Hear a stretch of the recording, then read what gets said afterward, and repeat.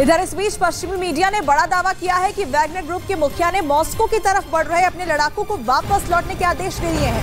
Wagner group के प्रमुख Yevgeny Prigozhin ने बताया कि वो रूस में खून खराबा नहीं चाहते हैं। एक दिन पहले वैगनर ग्रुप के प्रमुख येवगेनी प्रिगोजिन ने रूस के सैनिकों पर धोखा देने का आरोप लगाया था।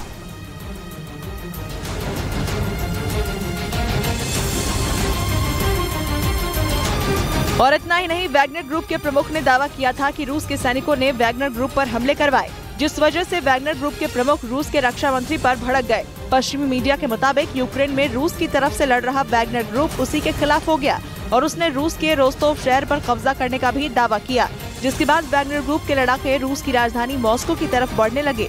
लेकिन बेलारूस के राष्ट्रपति लुकाशेंको से वैगनर ग्रुप के प्रमुख ने बात की और उसके बाद वैगनर ग्रुप के लड़ाके पीछे हट गए। वहीं वैगनर ग्रुप के प्रमुख येवगेनी प्रिगोजिन का एक ऑडियो भी सामने आया। Вагнер хотели расформировать. Мы вышли 23-го. हालांकि ये पहला मौका नहीं है जब पुतिन की प्राइवेट आर्मी कहे जाने वाले वैगनर ग्रुप के चीफ ने बागी तेवर दिखाए हों। इससे पहले वो कई बार रूस की फौज पर निशाना साधते आए हैं। इस बीच पश्चिमी मीडिया ने दावा किया कि वैगनर ग्रुप के मुखिया येवगेनी प्रिगोजिन बेलारूस जा सकते हैं और यहीं पर रूस की सरकार और वैगनर ग्रुप के बीच समझौता हो सकता है। और पश्चिमी मीडिया के मुताबिक बेलारूस में वैगनर ग्रुप के मुखिया येवगेनी प्रिगोजिन और रूस के अधिकारी मुलाकात करेंगे, लेकिन इस मुलाकात से पहले वैगनर ग्रुप के मुखिया ने रूस के सामने कुछ शर्त रखी है, जिसके मुताबिक रोस्तोव की सीमा में घुसने वाले वैगनर ग्रुप के लड़ाके पर कार्रवाई न की जाए, साथ ही उन लड़ाकों पर भी कार्रवाई न हो जो मॉस्को की तरफ बढ़ रहे थे, तभी वैगनर ग्रुप और रूस में समझौता होगा। वहीं पश्चिमी मीडिया के मुताबिक वैगनर ग्रुप के मुखिया येवगेनी प्रिगोजिन ने दावा किया है कि उनकी लड़ाई रूस के सैनिकों के साथ है, क्योंकि रूस के सैनिकों ने ही उनके लड़ाकों पर हमला किया था। रूस से वैगनर प्रमुख की बगावत के बाद मॉस्को में हड़कंप मच गया। जैसे ही खबर आई कि वैगनर के लड़ाके मॉस्को की तरफ बढ़ रहे हैं, वैसे ही रूस की सेना ने पूरे शहर को घेर लिया। रूस की सरकार ने तो वैगनर चीफ को आतंकवादी तक घोषित कर दिया था और येवगेनी प्रिगोजिन को अरेस्ट करने के लिए वारंट जारी कर दिया गया।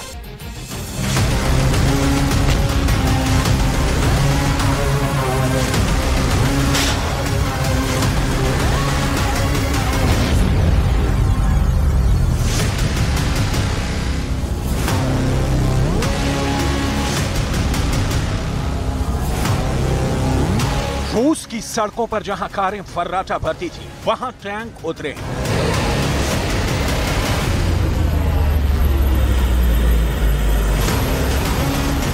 अपने ही मुल्क में पुतिन ने अपना सबसे बड़ा दुश्मन तैयार कर लिया है। शौकिए नहीं, ये पुतिन का कभी रसोइया रहा है, पुतिन के खाने पीने का प्रबंध देखने वाला मैनेजर। आज आर्मी हेडक्वार्टर में बैठा खुल्लम खुल्ला पुतिन को ही चैलेंज कर रहा है। ना, आप जानते हैं येवगेनी प्रिगोजिन। लेकिन इस विद्रोही और रूस ने जिसे कहा है आतंकवादी येवगेनी प्रिगोजिन की डिटेल आगे। सवाल है तो है रूस का, जो बाहरी यूक्रेन से युद्ध लड़ते लड़ते खुद विद्रोह का शिकार हो गया। सवाल तो पुतिन के काबिलियत पर भी उठेंगे कि एक प्राइवेट आर्मी को इतनी ताकत क्यों दे दी कि वो उनके ही खिलाफ रूस के भीतर बैठकर उनकी ही सत्ता को उखाड़ फेंकने की शपथ ले रहा है। सवाल प्रिगोजिन का नहीं, सवाल है उस रमजान कादिरोव का जो चेचन कमांडर है। सवाल प्रिगोजिन का नहीं, सवाल है उस रमजान कादिरोव का जो चेचन कमांडर है। जी, प्रिगोजिन की तरह रूस के लिए यूक्रेन में लड़ रहा है। क्या विद्रोह की ये आग कादिरोव की कंपनी में नहीं पहुंच सकती है? इन सारे सवालों के जवाब की तलाश करें।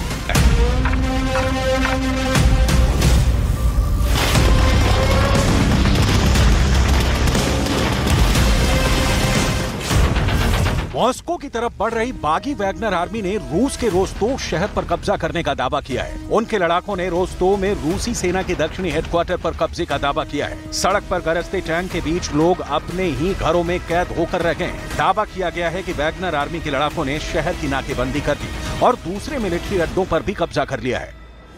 वैगनर आर्मी के पास इतनी ताकत है कि वो पुतिन का ताज उखाड़ फेंके। बिल्कुल नहीं लगता ये एक सीमित मात्रा में नाराज सैनिकों के विरोध की आवाज दिखती है। लेकिन इस प्रिगोजिन को इसी तरह लिया गया तो ये कितना खतरनाक हो सकता है, उसे समझना बहुत जरूरी है। वैगनर आर्मी ने बहुत सोच विचार कर लड़ाई के लिए ऐसी जगह का चुनाव किया है जो रूस का एक बहुत अहम शहर है। इसका नाम है रोस्तोव। इस शहर में ही बैठकर वैगनर आर्मी का चीफ पुतिन को अपनी शर्तों पर झुकाने के लिए बम पेटी बांधकर बैठा है। रूस का रोस्तोव शहर पहली बार जंग नहीं देख रहा है। अब से 82 साल पहले भी शहर की सड़कों पर हथियारों के साथ लोग उतरे थे और लोग अपने घरों में कैद हो गए थे। 1941 में हुई रोस्तोव में लड़ाई, भीषण लड़ाई। द्वितीय विश्व युद्ध के दौरान पूर्वी मोर्चे की लड़ाई में नाजी जर्मनी के दक्षिण सेना ग्रुप और सोवियत संघ के दक्षिणी मोर्चे के बीच रोस्तोव ऑन डॉन के आसपास लड़ी गई। ये लड़ाई 3 चरणों में लड़ी गई थी। पहला ऑपरेशन 12 सितंबर 1941, दूसरा ऑपरेशन 5 नवंबर 1941 से 16 नवंबर 1941, तीसरा चेरेवेचेंको और रोस्तोव आक्रामक ऑपरेशन 27 नवंबर 1941 से 2 दिसंबर 1941 तक। मॉस्को में वैगनर प्रमुख की बगावत की खबर ऐसे वक्त में आई जब जंग में यूक्रेन रूस को कड़ी टक्कर दे रहा है। ऐसे में वैगनर प्रमुख की बगावत से पुतिन भड़क गए। हालांकि वैगनर प्रमुख को मनाने की कोशिश भी तेज होने लगी। रोस्तोव आज फिर जल रहा है। क्रेमलिन की दीवारों में पिरोग्जिन नाम के धोखेबाज ने कैसे घुसपैठ कर ली और उसका अंजाम क्या हुआ, आज रूस उसका गवाह है। किसी को प्रश्रय देने, उसे बढ़ाने और फिर उसके पलट जाने का दूसरा नाम बन गया है येवगेनी पिरोग्जिन। रूस इस वक्त युद्ध में फंसा है, उसे संगठित होकर लड़ने की जरूरत है। लेकिन इधर पिरोग्जिन ने पुतिन की पीठ में छुरा मार दिया। पुतिन के सीने में आग दहक रही है। रोस्तोव में किसी भी वक्त रूस की आर्मी और वैगनर आर्मी एक दूसरे पर गोले बरसा रहे होंगे, क्योंकि पुतिन झुक जाए हो ही नहीं सकता और पिरोग्जिन के लिए अब लौटने का रास्ता नहीं बचा है। Защитим и наш народ, и нашу государственность от любых угроз, в том числе от внутреннего предательства. А то, с чем мы столкнулись, это именно предательство. Непомерные амбиции и личные интересы привели к измене и своей стране, и своему народу, и тому делу, за которое бок о бок с другими нашими частями и подразделениями сражались и погибали бойцы и командиры группы «Вагнер». Герои, которые освобождали Солидар и Артемовск, города и поселки Донбасса, сражались и отдавали свои жизни за Новороссию, за единство русского мира. Их имя и славу.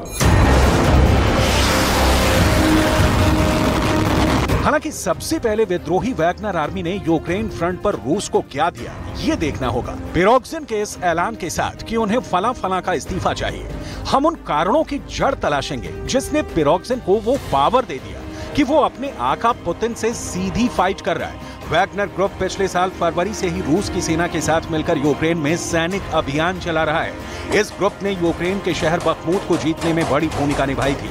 वैगनर लड़ाकों ने यूक्रेनी सेना को बखमूत से पीछे धकेल दिया था। इतना ही नहीं, दक्षिणी यूक्रेन में भी वैगनर के लड़ाकों ने जबरदस्त मुकाबला किया था। इसका असर ये हुआ कि रूस की सेना ने बहुत आराम से यूक्रेन को पीछे धकेल दिया और एक बड़े इलाके पर कब्जा कर लिया।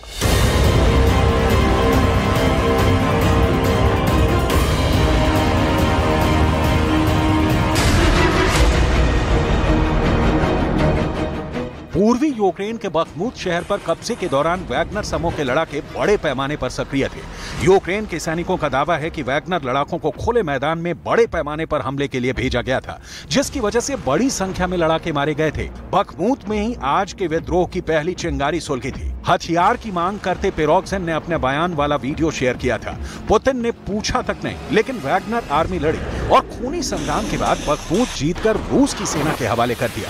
लिहाजा येवगेनी पिरोग्जिन के उस बयान को आज फिर सुनिए। Главный штаб управления, главный пункт управления работает в штатном режиме. Проблем никаких нет, ни один офицер не оторван. Поэтому, когда вам будут рассказывать о том, что ЧВК «Вагнер» помешало работе, и поэтому на фронте что-то посыпалось, на фронте посыпалось не поэтому.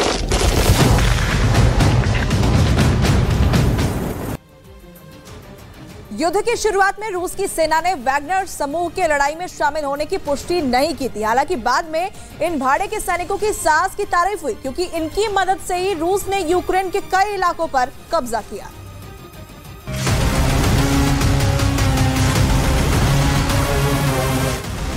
बखमूत की लड़ाई ने वैगनर आर्मी को वो पावर दे दिया कि पिरोग्जिन को लगने लगा कि वो अब पुतिन को भी पटखनी दे सकता है। येवेगिनी के भीतर इस आग का नतीजा है रूस की ये तस्वीरें। पुतिन ने 4 दिन पहले कहा था कि ज़ेलेंस्की ने इस्तांबुल में समझौता किया कि नाटो में शामिल नहीं होंगे, कीव से घेरा हटा लो, और फिर पलट गए। उसी तरह आज येवेगिनी पेरोक्सिन पलट गया है।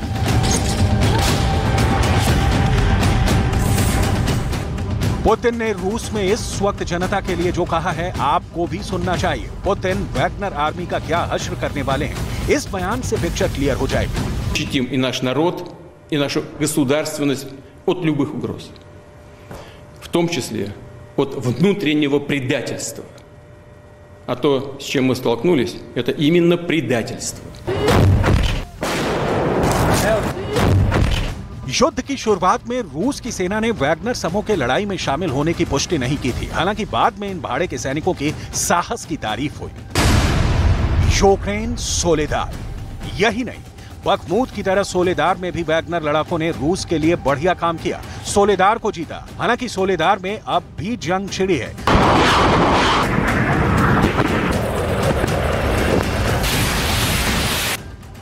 वैगनर चीफ येवेगिनी पेरोक्सिन यूक्रेन से अपने 25,000 लड़ाकों को लेकर रूस पहुंचे हैं। रोस्तोव में पेरोक्सिन ने रूस के उप विदेश मंत्री से भी मुलाकात की है। पेरोक्सिन ने रूस के रक्षा मंत्री सर्गेई शोइगु और सेना प्रमुख जनरल वालेरी गेरासिमोव को हटाने की मांग की है। राष्ट्रपति व्लादिमीर पुतिन पर वैगनर ग्रुप के विद्रोह को कुचलने का दबाव बढ़ गया है, लिहाजा अपडेट देख लीजिए। रूस की जांच एजेंसी एफएसबी ने पेरोक्सिन के खिलाफ सशस्त्र विद्रोह के लिए भड़काने का आरोप लगाते हुए देशद्रोह का मामला दर्ज कर लिया है। एफएसबी ने वैगनर लड़ाकों से पेरोक्सिन के ऑर्डर को नहीं मानने और उसे हिरासत में लेने को कहा है। वैगनर आर्मी पेरोक्सिन को क्यों हिरासत में लेगी, लिहाजा बैटल ऑफ रोस्तोव की बेला आ गई है। लेकिन पुतिन इस जंग को कैसे लड़ेंगे, ये देखना बहुत दिलचस्प होगा, क्योंकि सामने दुश्मन नंबर 1 ज़ेलेंस्की नहीं होंगे। अपने ही देश का अपना ही कभी सिपाही रहा येवेगिनी पेरोक्सिन होगा, जो पुतिन का दायां हाथ रहा है। Chechen commander Ramzan Kadyrov Putin का बायां हाथ है, लिहाजा डर है कि चेचन कमांडर भी कहीं खुद को पुतिन से आजाद ना घोषित कर दे। पुतिन के सामने समस्या का पहाड़ खड़ा है। वैगनर आर्मी के चलते यूक्रेन की लड़ाई का कमजोर होना तय माना जा रहा है। ऐसे में अब वैगनर लड़ाकों के पीछे हटने पर यूक्रेन में कई मोर्चों पर रूसी सेना की चिंताएं बढ़ गई हैं। आशंका जताई जा रही है कि वैगनर लड़ाकों के पीछे हटने के बाद यूक्रेन की सेना जल्द ही बखमूत पर दोबारा कब्जा जमा सकती है। इस शहर के कुछ हिस्सों पर अब भी यूक्रेन की सेना का कब्जा है। वैगनर लड़ाके बखमूत शहर के बीचों बीच आगे के मोर्चे पर तैनात थे। ऐसे में अब रूस की सेना को अपने जवानों को इन स्थानों पर तैनात करना पड़ रहा है। यूक्रेन के अलग अलग मोर्चों पर युद्ध जारी रहने के कारण रूसी सेना के जवान बिखरे हुए हैं। ऐसे में उन्हें बखमूत में जल्द से जल्द तैनात नहीं किया गया तो ये अहम शहर रूस के हाथ से निकल सकता है। वैगनर ग्रुप के विद्रोह के बाद रूस की सेना की जिम्मेदारियां बढ़ गई हैं। हालांकि वैगनर ग्रुप के कुल लड़ाकों की संख्या 25,000 के करीब बताई जा रही है। इसके बावजूद वो यूक्रेन में अग्रिम मोर्चों पर युद्ध लड़ रहे थे। ताजा हालात को देखते हुए रूस की सेना के पीछे हटने की गुंजाइश नहीं है। इसके बावजूद आशंका जताई जा रही है कि रूस की सेना को यूक्रेन के जबरदस्त काउंटर अटैक का सामना करना पड़ेगा। जाहिर है पुतिन येवेगिनी पेरोक्सिन को नहीं छोड़ेंगे।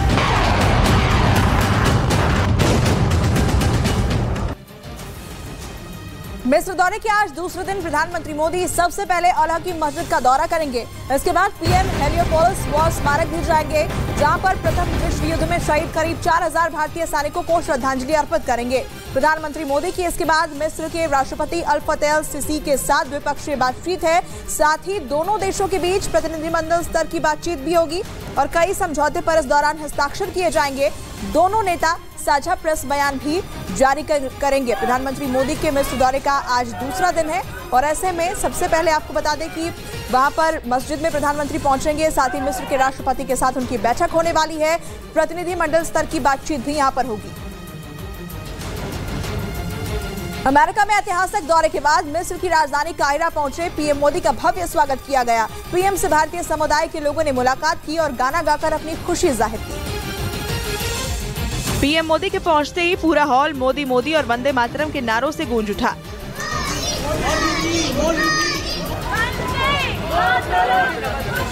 क्या बच्चे क्या बड़े, सभी मोदी के मुरीद नजर आए। खुशी में झूमते भारतीय समुदाय के लोगों ने पीएम मोदी के लिए गाने भी गाए।